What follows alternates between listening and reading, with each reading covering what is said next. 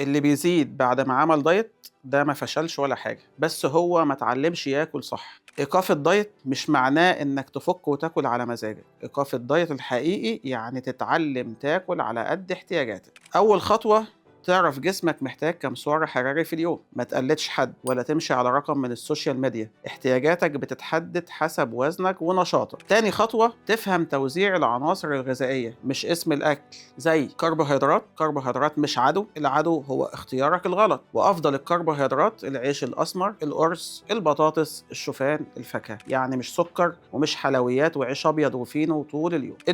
الدهون مهمة جدا لهرموناتك وحرق، بس الكميات الصح، وكمان الدهون الصح اللي هي زي السمنة البلدي، زي زيت الزيتون، المكسرات، زيت الأفوكادو، مش القلي والسمن الصناعي. البروتين ده الأساس بعد الدايت، البروتين بيحافظ على العضلات وبيمنع رجوع الدهون، بس جودة البروتين بتفرق. بناخد بروتين زي البيض، اللحوم الحمراء الخالية من الدهون، الفراخ، الأسماك، الألبان، مش أي بروتين وخلاص. تالت خطوة تعرف إن الميزان لوحده ما يحكمش عليه، شكل جسمك مهم، مقاساتك مهمة، طاقتك وصحتك مهمة، دول الحكم الحقيقي. الخلاصة الدايت الصح ما بيخلصش بوقف الأكل، بيخلص إنك تبقى فاهم جسمك واحتياجاته، وساعتها الوزن مش هيرجع.